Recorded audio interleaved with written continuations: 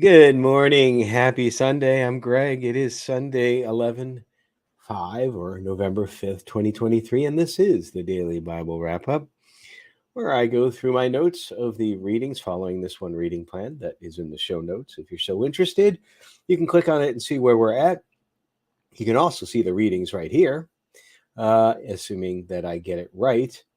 And you also will know the readings that I'm going to go over because I'm going to say them in just a minute.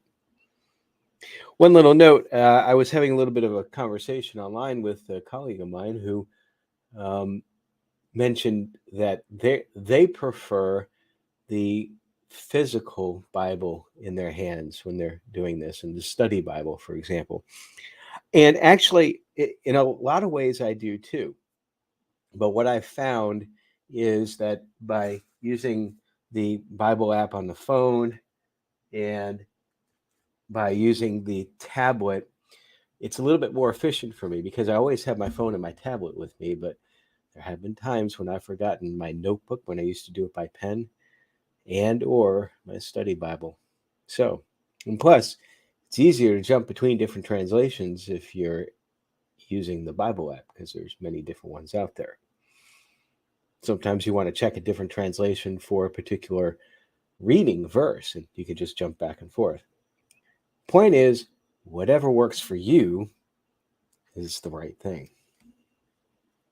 Our readings for today, Psalm 119. Yeah, we're still in Psalm 119, 161 through 168. Hebrews 6:13 through 7:10, and Ezekiel 7 through 9. I have a little bit of a cough, not because the fluish bug has come back, but because I just got done running 5 miles. Yay. I put running in quotes. I moved forward for 5 miles. I'm going to read for you verse 164 from Psalm 119. Quote, I will praise you 7 times a day because your regulations are just. 7. No, why not 6? Why not 8? You might think that if you tend to analyze things like I do, but because 7 holds strong symbolism in the Bible. You've probably noticed that before. At one point in time, I can't remember the exact reference. Jesus says, I think you have to forgive someone 70 times 7. So that means not just a lot, but infinity, pretty much. 7 refers to completeness or perfection.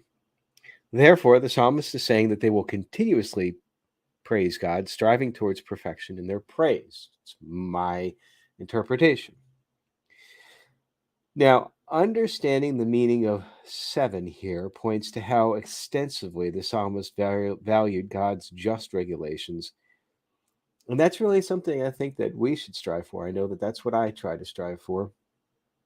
Every moment of every day, we can find a reason to praise God if we would just stop, be present. Don't be thinking about the past or the future, just in the present, be there. Recognize the moment.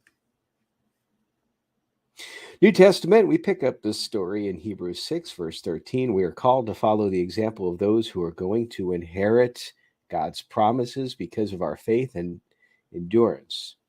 Now, that's verse 12 from yesterday. Today's reading begins with an example of such. So, Abraham, who, quote, verse 15, waited patiently and he received what God had promised. Remember, it's God's time, not ours. We must be patient for God's promises to be fulfilled, and they will be. Quote, verse 18, so God has given both his promise and his oath. These two things are unchangeable because it is impossible for God to lie. Jesus, the author notes, remember, we think it's Paul, but we're not sure, so I just go with the author. Intercedes for us. Verse 20 says, our eternal high priest in the order of Melchizedek. Well, I thought I had this right before. Hebrews 7 starts out, but who is Melchizedek? I'm going to go with Melchizedek. The author reminds the readers it was the priest who blessed Abraham, also the king of Salem. I'm kind of still smiling to myself, just the whole concept of the names and prepping and not prepping and what's important and what isn't. Anyway, the name Melchizedek, as I pronounce it, means, quote, king of justice, and king of Salem means king of peace. There is no record of his father or mother or any of his ancestors, no beginning or end to his life. He remains a priest forever, resembling the Son of God. It's very interesting. The greatness of Melchizedek is expanded upon, I'm guessing, to shed light on the greatness of the promise to Abraham, which all Jews, of course, recognize. Remember, the audience of Hebrews is Hebrews. Old Testament, we're in Ezekiel still. Ezekiel 7 is a message about the end. Quote verse 2, the end is here. Now, what is that end? I'm unclear. Is it the occupation of the promised land? Is it the end times? Or the end of the occupation of the promised land, I should say, with the complete exile? Minus, of course, the remnant that stayed.